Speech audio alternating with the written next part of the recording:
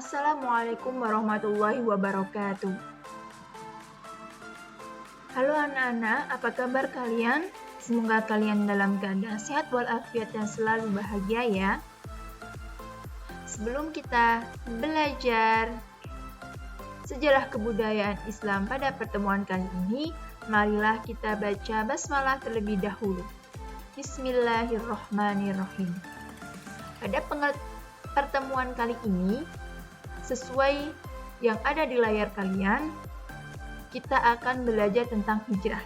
Tentunya ini berkaitan dengan hijrahnya Nabi Muhammad ke Madinah. Di sini Bu Fida akan menjelaskan hijrahnya Nabi Muhammad ke Madinah, tapi bukan prosesnya, namun beberapa alasan mengapa Nabi Muhammad hijrah. Untuk yang pertama, mari kita pahami dulu apa pengertian hijrah. Mas Samir.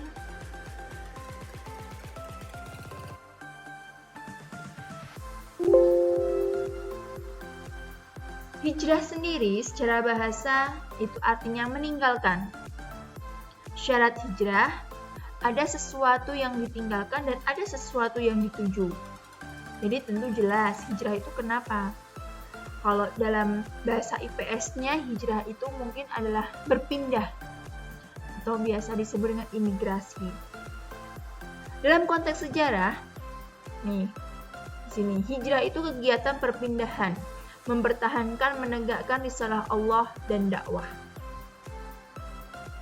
Sedangkan macamnya hijrah ada dua, makaniyah dan maknawiyah. Makaniyah yaitu meninggalkan suatu tempat, sedangkan maknawiyah ditegaskan oleh Rasulullah dalam hadisnya dalam Sahih Al-Bukhari Kitabul Iman bab 4 hadis nomor 10 bahwasanya seorang muslim adalah seseorang yang menghindari menyakiti muslim lainnya dengan lidah dan tangannya. Sedangkan orang yang berhijrah adalah orang yang meninggalkan semua apa yang dilarang oleh Allah. Dalam masa kenabiannya, Nabi Muhammad itu pernah hijrah 3 kali. Yang pertama ke Habasyah, yang kedua ke Taif, dan selanjutnya ini ke Madinah. Madinah itu dulunya bernama Yasrib. Tadi kan ada makaniyah dan maknawiyah. Nah, di hijrah maknawiyah ini ternyata masih dibagi menjadi 4.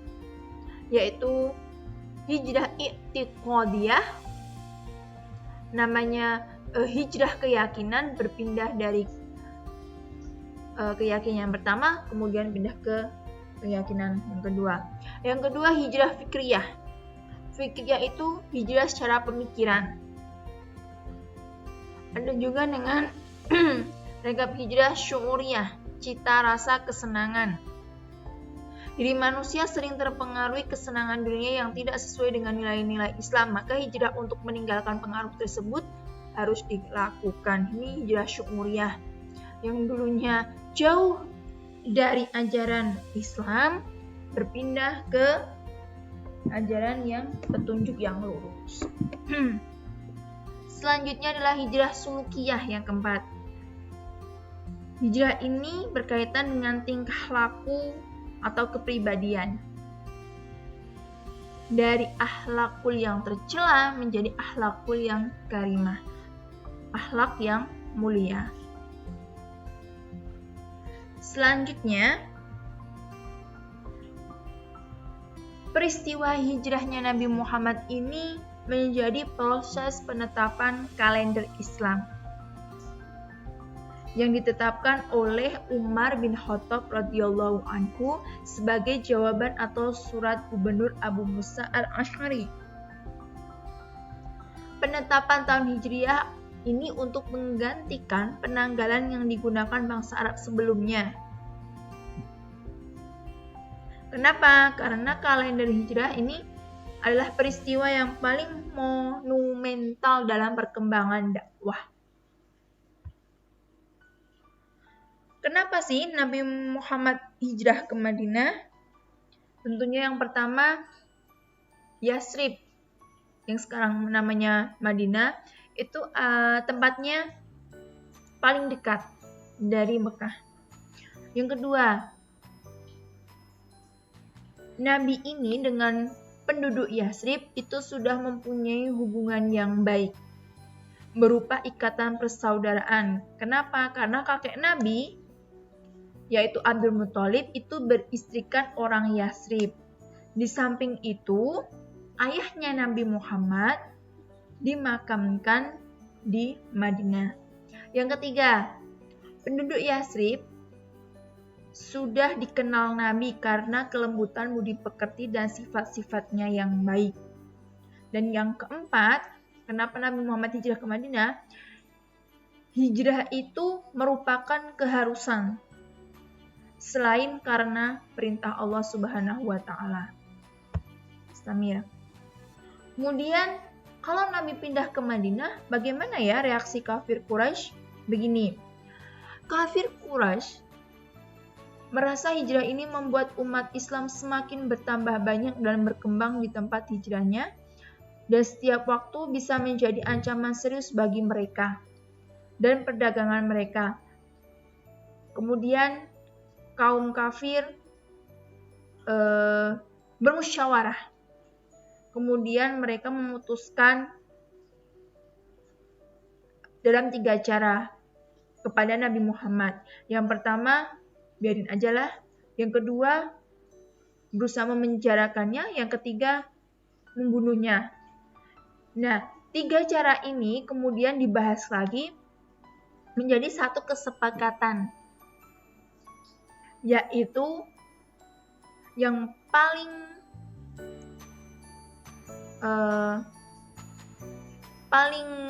kompeten itu adalah membunuh Nabi Muhammad.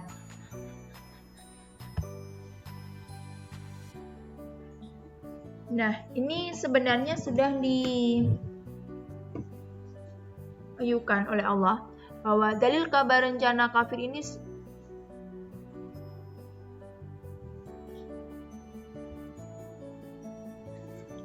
pada surat Al-Anfal ayat 30. Nah, pada saat itu malaikat pembawa wahyu turun mengabarkan rencana kafir Quraisy kepada Rasulullah. A'udzu billahi minasyaitonir rajim. Bismillahirrahmanirrahim. Wa idza yamkuru bikal ladina kafaru liyuthbituka aw yaqtuluka aw yukhrijuk. Wa yamkuruna wa yamkurullah wallahu khairul makirin. Artinya, dan ingatlah ketika orang-orang kafir Quraisy memikirkan tipu daya terhadapmu Muhammad untuk menangkap dan memenjarakanmu atau membunuhmu atau mengusirmu, mereka membuat tipu daya dan Allah menggagalkan tipu daya itu. Allah adalah sebaik-baik pembalas tipu daya. Nah, pada saat itulah Nabi Muhammad mendapat perintah untuk hijrah. Beliau keluar dari rumah secara diam-diam.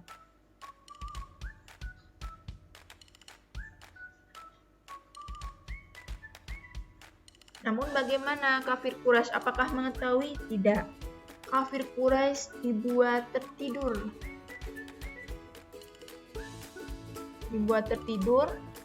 Selanjutnya, mengapa sih kafir Quraisy itu tidak menyiksa keluarga Nabi, malah langsung ingin membunuh Nabi? Setelah kafir Quraisy tahu Nabi Muhammad keluar dari Mekah dan rencana mereka gagal, mereka kemudian menyeret Ali bin Abi Thalib ke Masjidil Haram. Mereka baru melepaskan Ali setelah menghajarnya. Tujuan utama itu membunuh Nabi, karena satu-satunya cara memadamkan Islam berkembang ke wilayah Madinah dan sekitarnya itu adalah caranya dengan membunuh Nabi, bukan membunuh keluarga Nabi, karena nggak ngaruh kalau menyiksa keluarga Nabi.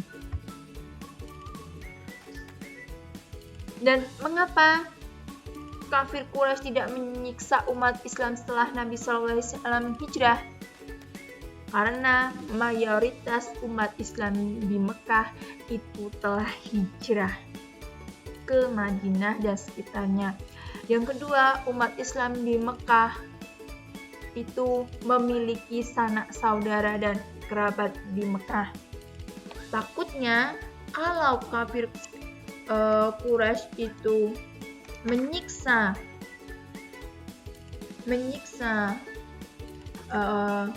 penduduk Mekah, takutnya anak turunannya itu akan membalas dendam ke kaum kafir Quraisy. Begitulah yang dapat Bu Fida sampaikan. Semoga bermanfaat. Untuk proses hijrah Nabi Muhammad ke Madinah telah kalian pelajari di pertemuan kemarin ya. Ini adalah tambahan materi untuk kalian. Demikian yang dapat Bu Fida sampaikan. Widaan, mari kita akhiri dengan bacaan hamdalah alhamdulillahirabbil alamin. Akhirul kata, wassalamualaikum warahmatullahi wabarakatuh.